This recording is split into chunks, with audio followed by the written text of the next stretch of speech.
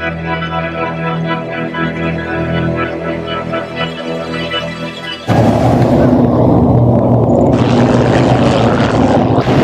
December 7th, 1941, America was ruthlessly attacked by Japan and thrust into World War II. In response, over 1,000 of America's young women answered the call to defend our life and liberty. In doing so, they changed the course of aviation. From all walks of life they came, part of a highly controversial strategy to use female pilots to fly military aircraft. The higher-up men didn't think that women were capable of flying Army aircraft. The Women's Air Force Service Pilots, or WASPs for short, offered a once-in-a-lifetime opportunity to enter what had been an exclusively male bastion. These women set out to prove they could fly as well as men, maybe even better. One such woman was Nadine Ramsey. Born and raised in oil-rich Kansas to Claude and Nell Ramsey, Nadine and her younger brother Ed bonded through hardships they endured. Claude Ramsey was a hard-working oil man. He was also an abusive alcoholic who was arrested after threatening Nell with a shotgun. He was found hanged in jail the next day. Nell emerged with a strong, independent spirit and fierce work ethic. She showered Nadine and Ed with unwavering support and love. It is Nell, who is the matriarch of the family, handles everything and keeps them going. As Nadine grew older, she was drawn to the aviation industry that was exploding in her hometown, Wichita. Her passion for flying became undeniable. Kansas was where aviation legends were born. If you look at the history of Kansas, aviation is core. Boys and girls looked up and saw the impossible made real. They looked up in the sky and saw those experimental aircraft and went, wow, I want to be in one of those. She runs away in high school to learn how to fly. She was always a daredevil. She didn't let being a woman stop her. But her journey wasn't always written in the clouds. It was built on an unbreakable family bond. She was so loving because she adored her brother and adored her mom. Nadine's flying career was full of triumphs, but also dangers. After a terrible accident left her seriously injured. When they took her to the hospital, they said, well, we may have to have your leg amputated. And she said, I'd rather die. Ed demonstrated the depth of their sibling bond. Ed says, I'm dropping everything in school and I'm coming back to California to take care of my sister. That is love. What she did to come back from that accident, to me, is remarkable. When World War II broke out, Ed was already serving in the Philippines as a cavalryman, while Nadine found an opportunity to use her skills for the country she loved. When the WASPs, as they're known, came to be, she saw a way to serve her country. And these women flew all kinds of airplanes in all kinds of configurations, and they did a miraculous job. Nadine's resilience lit a fire in the belly of every woman who dreamed of flight. Her story is inseparable from the groundbreaking work of the WASPs, a legacy that freed a nation to fight and a generation of women to soar.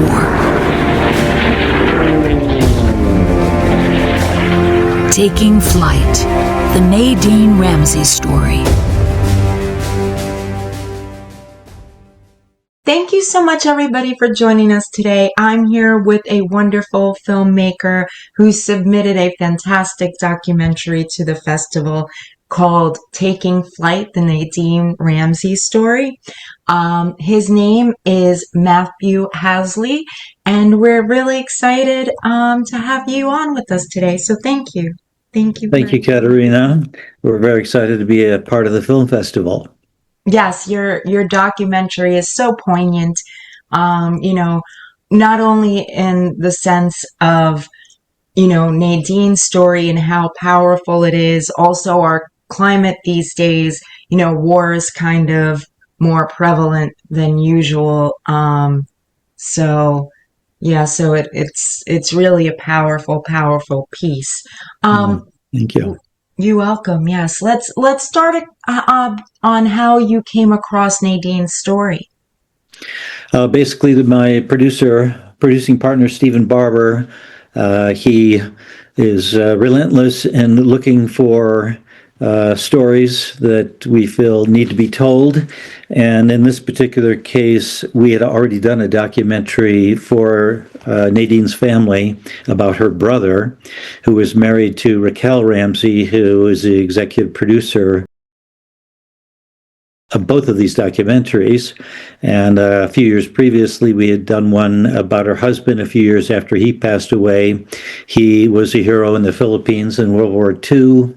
He led the last cavalry charge in World War II, and during the time of Japanese occupation of the Philippines, he was one of the few leaders of the guerrilla insurgency.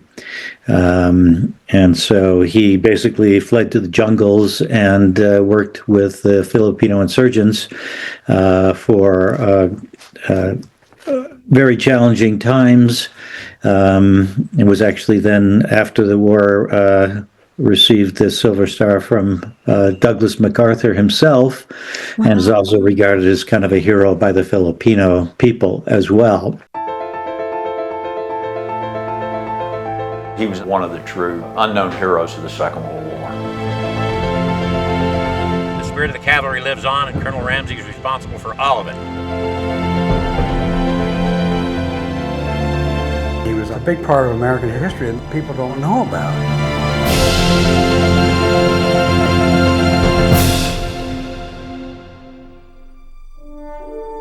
Though his name may not be known to every American, Lieutenant Colonel Edwin Ramsey's courage, leadership, and military service are legendary. Edwin Price Ramsey was born in Illinois in 1917 and raised in Wichita, Kansas. His sister Nadine would later become one of America's first female pilots. But Ed had a more difficult path to greatness. When he lost his father at age 12, he became sullen and rebellious. He was kind of a hellion as a young man in the 30s. I was a little on the rambunctious side. By the time he was a teenager, Ed had developed passions for moonshine and girls.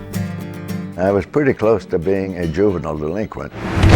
But at 17, Ed's life changed dramatically when his mother enrolled him in the prestigious Oklahoma Military Academy. He always had an interest in horses, and Oklahoma Military Academy was a horse cavalry school at the time, and so he really took to it. Ed became an expert horseman and skilled polo player. In June 1941, Ed volunteered for active duty in the Philippines, where he served in the elite 26th Mounted Cavalry. He was with the 26th Cav as a lieutenant. For 6 months, Ed enjoyed the life of an Army officer during peacetime.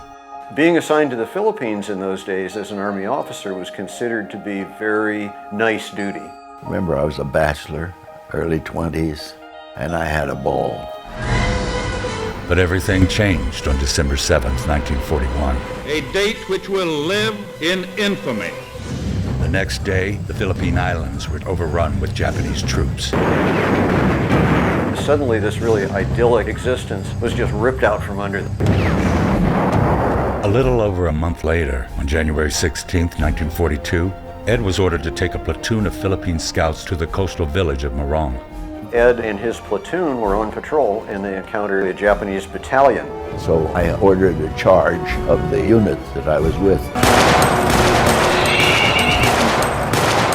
It's classic cavalry. It's firepower, mobility, and the shock effect of the charge. Can you imagine that kind of job on a horseback? It was crazy, but that's how I happen to have led the last cavalry charge in the history of the United States Army.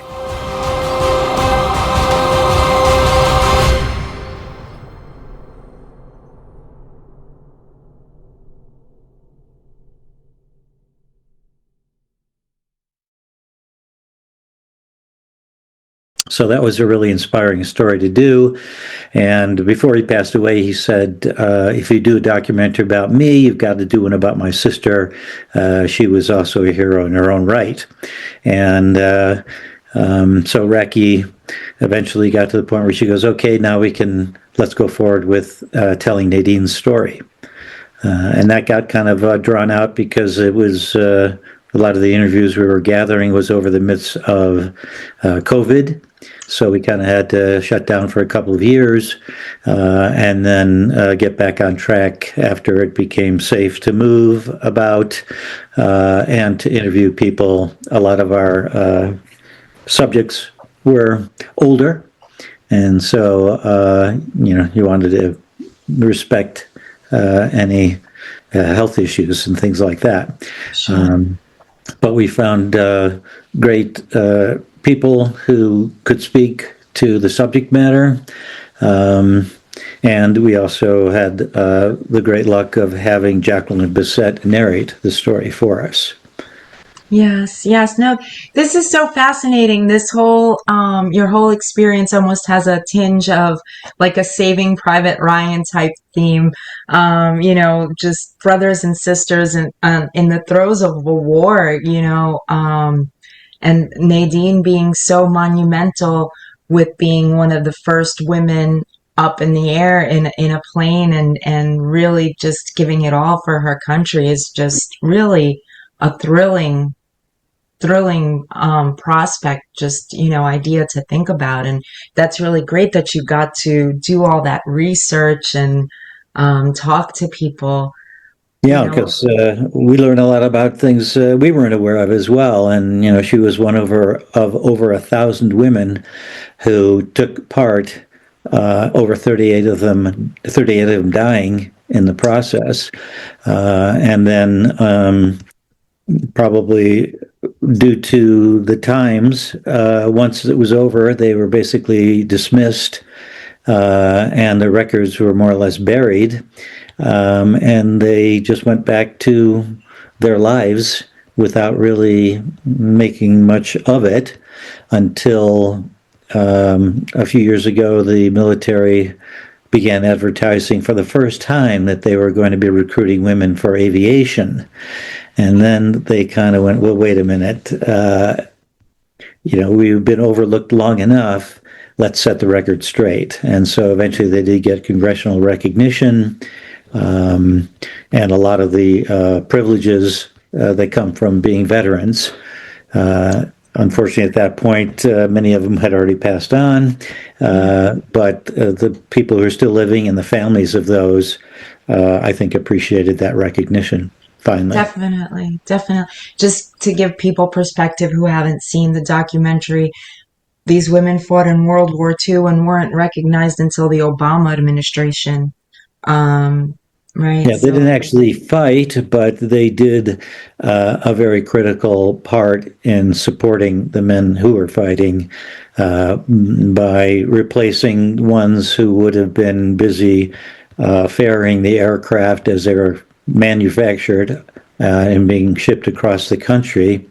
These women took on that role so that the men were freed up to fight in combat, and they flew under very challenging weather conditions and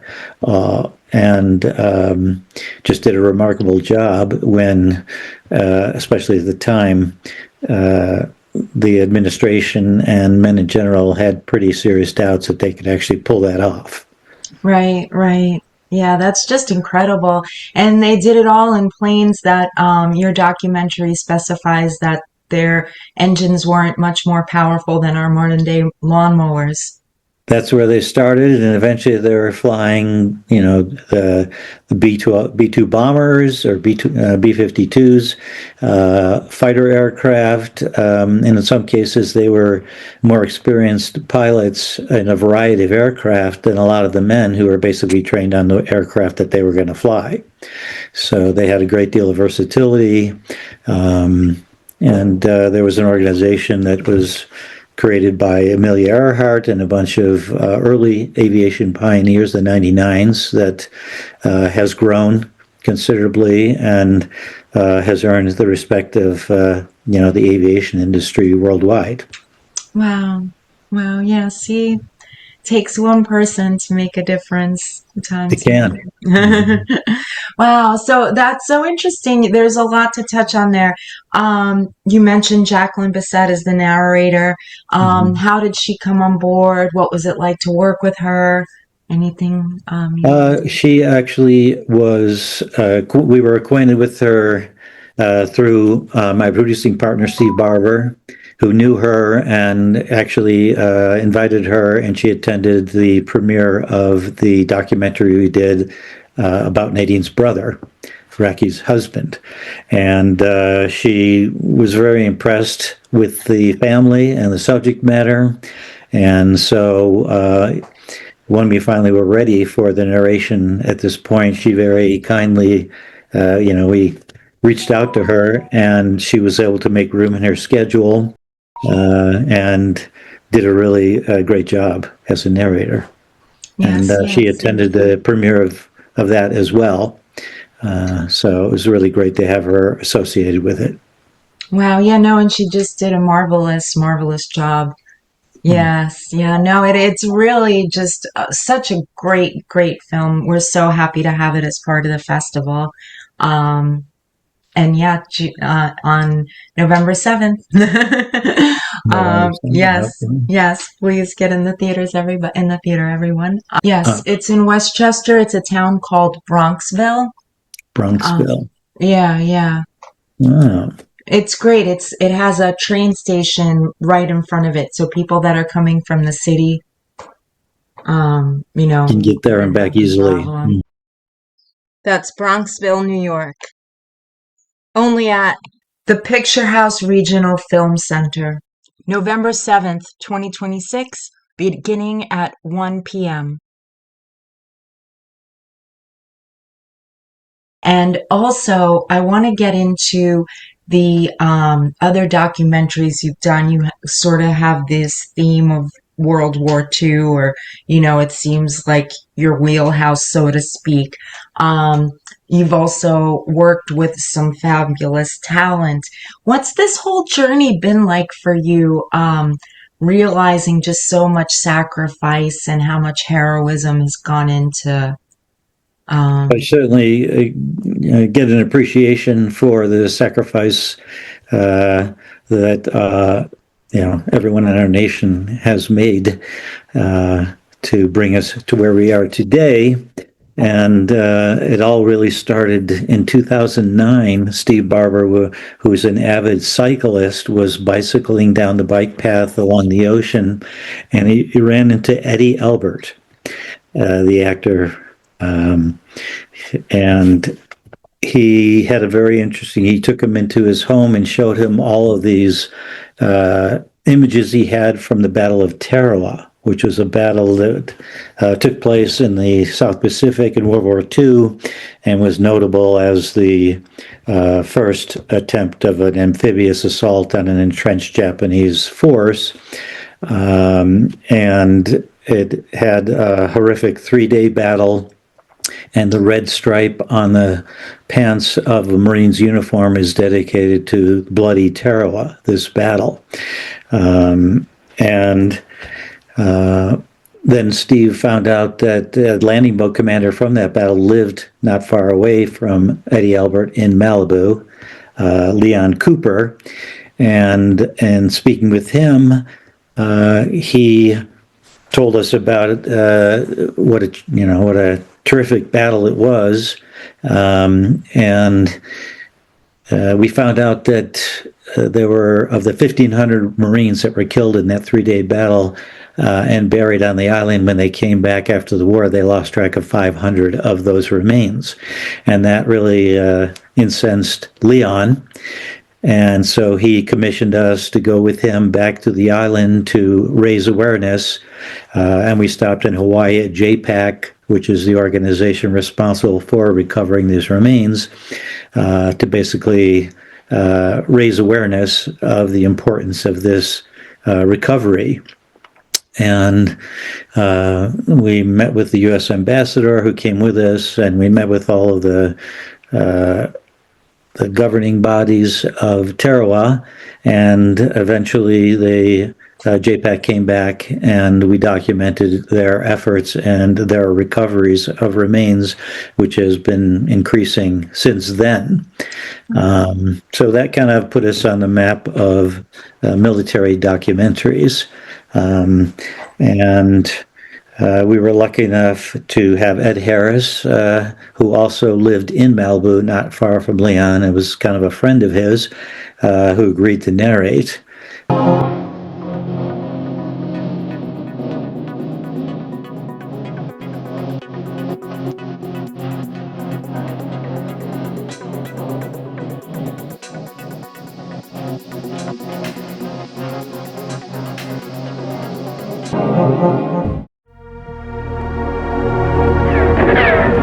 All of the approaching boats came in under murderous crossfire, so there wasn't any way of getting out of the line of fire.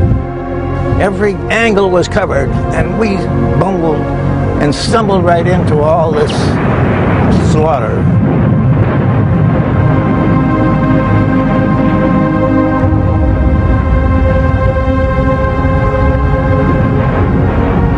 All those guys dying all over this place, on the beach, in water, and in my boat a long way back to the ship. For what? A battle that never should have happened.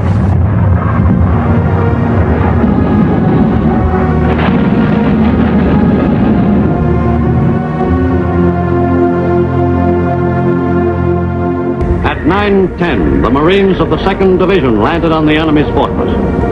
The fight for a foothold on the tiny beach of Tarawa was tougher than anything the Marines had ever faced. Casualties were very heavy. The fight for Tarawa was to be a battle of epic proportions.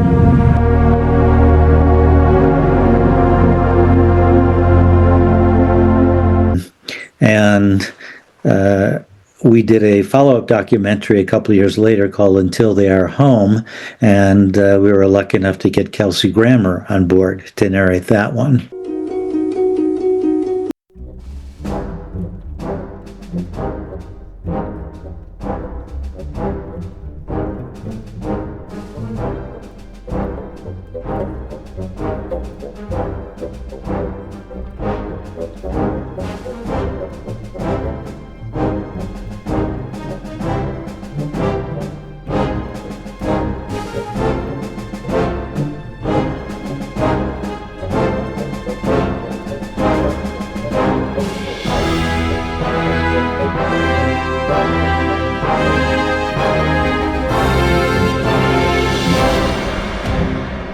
And that was largely through the efforts of Steve, who, as I say, is pretty relentless in hitting A-list talent. And in most cases, they're very generous with their time because our budgets are very tight. Tarawa was absolutely one of the epic battles, one of the premier epic battles at the beginning of the war. When you talk to a Marine, they have pictures of LVTs and Higgins boats and everything just laying up against the beachhead. Marines floating around in the waters dead. The water's red with blood. That's the picture that Marines have of Tarawa. Tarawa represents that sacrifice and embodies that warrior ethos that we have as a Corps today. I think it embodies the attributes of a Marine, of determination, never give up even when the odds are so decisively stacked against you. This is one of those things. We never leave our wounded or our dead behind. Every Marine is willing to fight as long as they know the Marine on the right and the left of them is there to protect them. And if they fall, they'll be well cared for. And if they die, they'll still be well cared for. We're going to bring them back. It's critical to us. As Marines, every one of us is just proud as can be and honored when we find one of our fallen brothers. Being on Marine hollow ground, doing what we have to do to contribute to bringing my fallen brothers home, that's as good as it gets right there.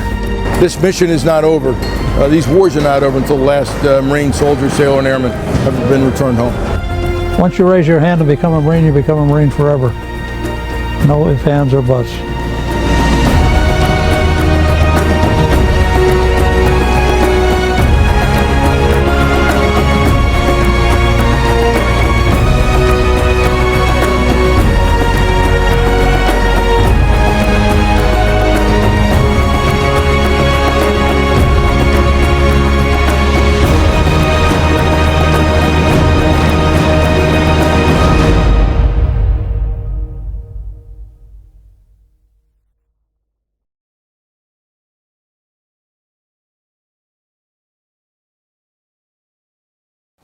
Hi, I'm Kelsey Grammer. I wanted to take a moment to tell you about an inspirational new film, premiering Memorial Day, May 28th at the Directors Guild of America here in Los Angeles. Until They Are Home is a film of hope, courage, and determination. Filmmakers Stephen C. Barber and Matthew Hausle take us on a journey back to World War II and the deadly South Pacific Battle of Tarawa. This legendary amphibious assault left hundreds of fatally wounded U.S. Marines, many still unaccounted for to this day. Watch as America renews its commitment to leave no man behind, searching for these lost Marines, and whenever possible, bringing them home to their families. Don't miss Until They Are Home. Memorial Day, May 28th, at the Directors Guild of America. And then Leon wanted to continue his campaign from Tarawa to the Philippines, where he felt there was a similar situation. And so we did a documentary about his efforts going back to the Philippines, meeting with the government there, and raising awareness of the need to identify, especially with all the new technology available for DNA identification, that sort of thing. And we got Ed Harris to come back and grace us with his narration on that one. And what's that one called? I'm sorry. That one is Until Return to the Philippines, it was called. After that was the documentary that Raki commissioned us to do about her husband, Never Surrender. And after that, we were working on documentaries in the South Pacific, and whenever we do, we have a Stars and Stripes reporter come and cover the story because it's a military-themed story. And the reporter said, have you ever done a documentary about the Stars and Stripes itself? And we went, I don't think so. And he said, well, if you do, you got to call it the world's most dangerous paper route. And when we pitched that title, I think that went a long way for them saying, yeah, okay, we'll fund that. That was the title, World's Most Dangerous Paper Route. And it was a great opportunity to talk to troops about the importance and the history of the Stars and Stripes. And one of the reporters from 60 Minutes, Steve Croft, actually cut his teeth as a Stars and Stripes reporter in Vietnam. Oh, so he agreed to be interviewed for that. And during the interview, he really got excited about the story, and we asked, well, would you be interested in narrating? And he said, sure. So it was great to have him on board to narrate the World's Most Dangerous Paper Route. And then after that, Raki came back and said, okay, it's time to do Nadine's story. And that's really a lot of the history of our work in that genre, you know. Wow. Yeah, no, that it's just fascinating. So you just happened across, one person who had her husband in the war, Ed Ramsey, who was decorated hero, and this wellspring has just come up, Yeah, he had a book written about him. He had a screenplay written about him. He was kind of a Errol Flynn, kind of handsome military guy, a polo player, and in the cavalry. Columbia had optioned it for 10 years, and then it never got made. So the rights are back, and in fact, there's still efforts today moving forward. Screenplay has been written, and they're shopping it around, trying to possibly get a feature done there. Yeah, so. And you got Josh Brolin to narrate that. Yes, right. And that, again, was another great effort by Steve. When Josh found out more about the story, he said, oh, it's a great story. I'd love to be a part of it. That's amazing. And he was very generous with his time, and he did a great job too. Yeah. What about personally? What was your upbringing, your professional background before starting down this path? I had a background working in film and television in Los Angeles, starting out in commercial and feature production area, and was working on commercials and feature films in production, and found that I really was more interested in more directing, and in production, you're mostly in the nuts and bolts of the production, not so much of the creative side. So someone I'd gone to college with offered me a job at a company in quite a different area, a laser special effects company. And so for a number of years, I got into computer graphic animation and laser effects, which was really fun. It was a lot of corporate and rock and roll kind of venues. And after that, I had a connection at Sony Pictures, and so we got into computer graphic special effects and animation in Sony Pictures for about 5 or 6 years. And then I thought, sitting in front of a computer for many, many hours a day, it was getting a little bit tedious. And so I thought, all right, I'm going to start pursuing more independent production, and I started working in a local cable TV station, volunteering, met Steve Barber there. He wanted to team up and start doing more actual production, and the funding that he found was in documentary, and so that got us on the road of documentary. We always sort of had an eye towards, it'd be nice to do a theatrical film at some point, and that, the Ed Ramsey story might eventually take us there at some point, but that remains to be seen. That sounds awesome. Yeah, I was going to say, it seems like you have, your first script right there. Mm-hmm. Yeah. Wow, so interesting. So I have to bring up, because you mentioned the laser and special effects side of your background. What do you think of AI? Just in general, it's on everybody's mind. So I'm just curious with your background. Yeah. It's particularly interesting now that they're incorporating AI into editing, and it's allowing editors to bypass a lot of the more tedious tasks of transcription, and even in some cases it can pull sound bites that you instruct it to. And I think in that arena, it sounds like it's going to be a fantastic addition to the arsenal of editors' tools. On the creative side, I can understand the concern from the creatives about blurring the line between what they struggle to produce and what seems to be relatively effortless. I think it's still got a ways to go, though, because we did try to utilize some AI video for the opening of Nadine's documentary, and we did get probably 70% of what I was really envisioning, and was surprised at how much AI got wrong from what I was hoping and instructing it to do. And I'm sure a certain amount of that is user, knowing how to get out of it what you can. And I think some of it is that in a way we're teaching the AI through all of the mistakes it makes when we're trying to get it to do something. Right. Right.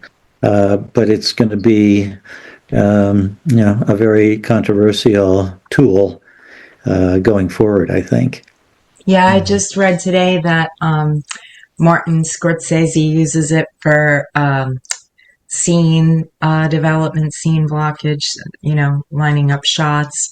So yeah, I thought that was interesting. Yeah, the person who's all about cellulite and yeah, one of the things when we started at Sony Pictures was creating a pre-visualization instead of a storyboard. You could have kind of an animated storyboard that you created and then now an AI, it could probably do it much more quickly for being able to communicate clearly with the actors, the crews, and everybody involved in the production. Had a much greater understanding of what they were trying to achieve when they were, setting up for a shot and that sort of thing. Brilliant. And that was, I think, one of the early stages of what's become AI. Wow. Wow. No, it's so fascinating. It really is. Yeah. No, it's so, we have to see where it goes, and it's, reflecting, like you said, we're training it. So it's reflecting all our, our hits and our misses, our information and our misinformation. So yeah, tread lightly, I guess, and see where it goes. Yeah. Wow.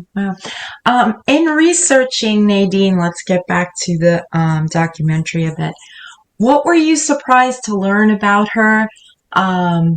What really, because it takes so much drive to keep going with something, with a film, right? So, what really kept you going in the research stage and the filming and everything? What really gripped you? Well, we were really fortunate. Once again, our executive producer, Raquel Ramsey, had actually written a book about Nadine and got it published by the Kansas City Press, and basically told a lot of Nadine's story, and we used that as an initial guideline. But as often happens in documentary, once you get into it, it leads you to different storylines than you could have envisioned from the outset. So it was great to have that blueprint as a starting point to give us direction. And then as you interview more people and the story unfolds, it can take a very different shape from what you originally had.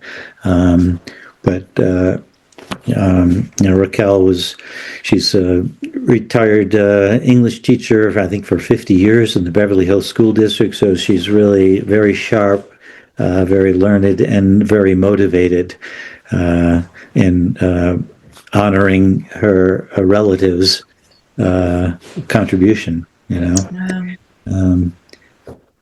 Yeah. That's amazing. If Nadine was still alive today, what would you ask her?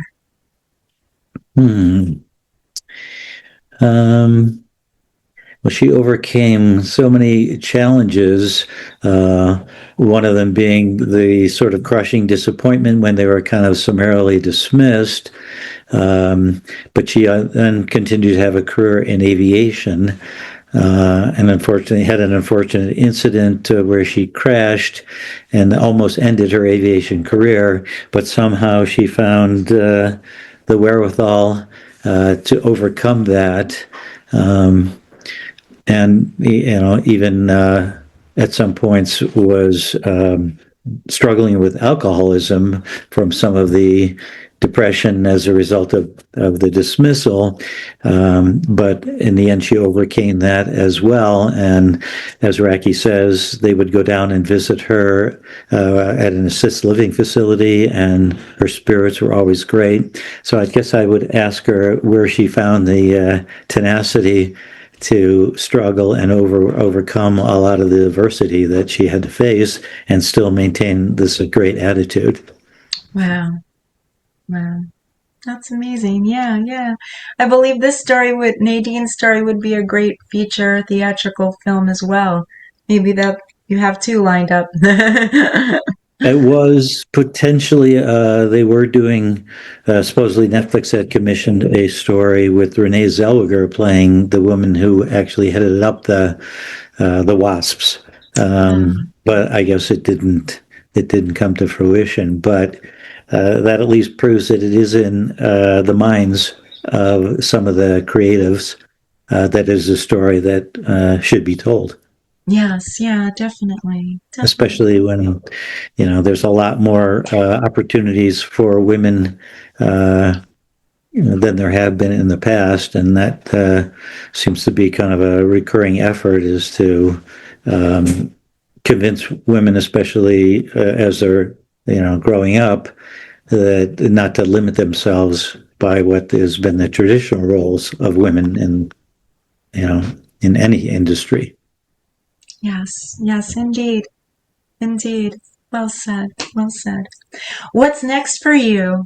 Well, we're waiting to see if Steve is out there pursuing subjects. We did start, we had like 4 or 5 documentary subjects that we have been, shooting trailers about and trying to find funding for them. And he's still out there pitching. So one of the most current ones is a painter who survived 7 concentration camps in World War II. Wow. And eventually became a well-known painter in California. He painted Ronald Reagan's portrait, Arnold Agassi, and a few other celebrities, but had a remarkable journey of surviving these concentration camps. Because he was so talented, he became kind of the pet artist for all the officers in the camps. Wow. And when that ended and he eventually moved to California, his art just turned around from very bleak and grim to embracing all the light and the color that he saw in California. So the transformation was really remarkable. And we interviewed him a couple of times a few years ago, but unfortunately he passed away 3 or 4 years ago. But we're still seeing if we can find funding to tell his story. What's his name? Coleman Aaron. That's their tentative Coleman Aaron, Into the Light, the Coleman Aaron story. And there's a beautiful coffee table type book compilation of a lot of his artwork, commissioned by someone who really admired his work. And she's actually, we shot a couple of promos with her, talking about how worthy a subject this is. And, that's kind of the process, is getting some people to do promotional pieces and presenting those to especially a Hollywood talent who might be interested in being attached to it. And that can go a long way to finding funding if you've got somebody attached to it.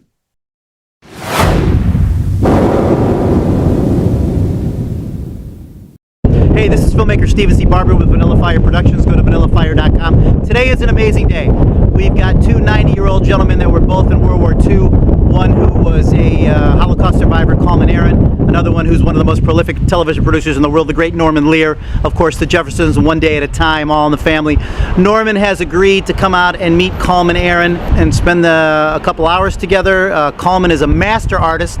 He's going to show him some of his many thousands of paintings that are here on Beverly Drive. Coleman survived 7 concentration camps. He was able to do that by sketching portraits of the concentration camp commandants and the Nazi guards. He was able to somehow get through the Holocaust and have an amazing life and become a master artist. My name is filmmaker Steven C. Barber. We want to talk to you about this great documentary opportunity. Please go to vanillafire.com. This is our 7th feature documentary. We've been up for Oscar 3 times on the Oscar shortlist with the great director Matthew Hausle and producer Tamara Henry. When you get a free moment, please go to vanillafire.com. Once again, I'm Steven Barber. An unbelievable meeting of 2 men. This meeting took over 90 years to put together. Once again, my name is Steven Barber. Looking forward to working with you.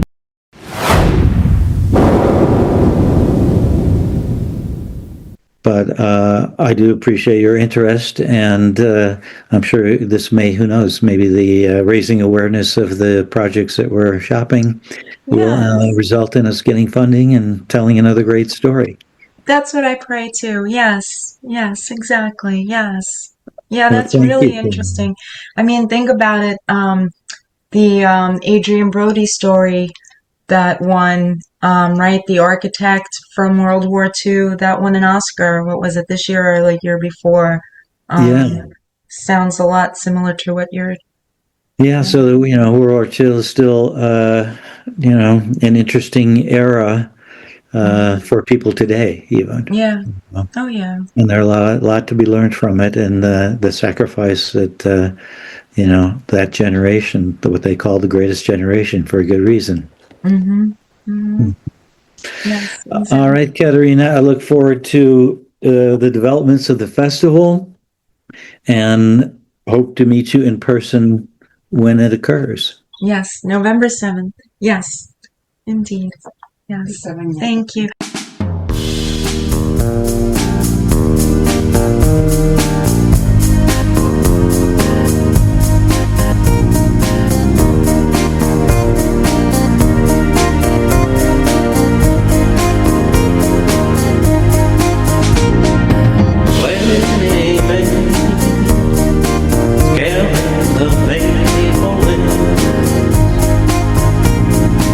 Soared fine, king of the hill.